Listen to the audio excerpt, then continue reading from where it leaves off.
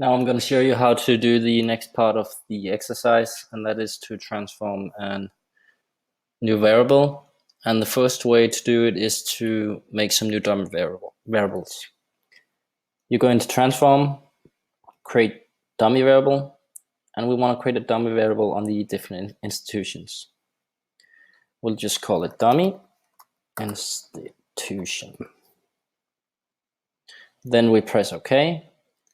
And then an output window will pop up and tell us what's the name of the different institutions. So as we see here, dummy variable number 1 is NuCredit, dummy variable number 2 is Totalkredit, and so on.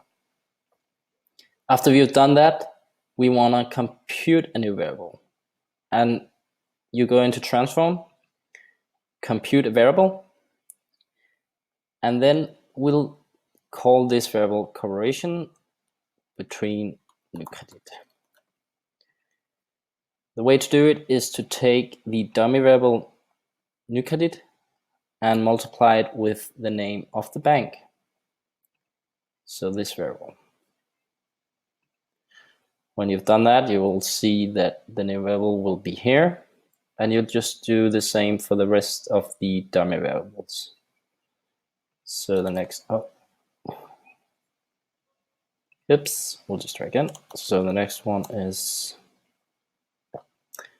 Total. And instead of deleting all this and put it all over, I can just edit the number here. And I'll keep doing this for the next dummy variable, and the next is BRF, and this dummy variable number 3. I'll just do it a bit fast here. You know how to do it when you saw the first variable I created. And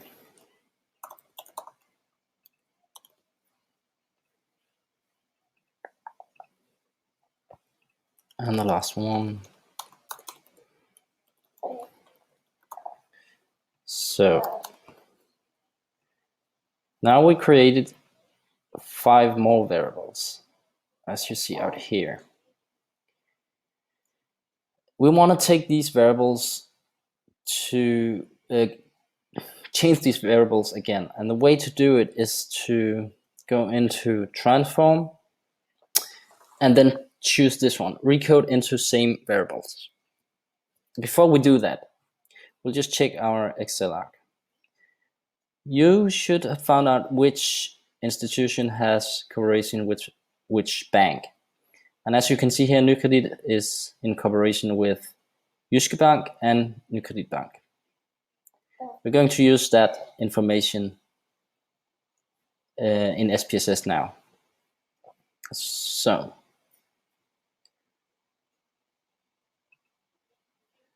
I'll just make this in part 2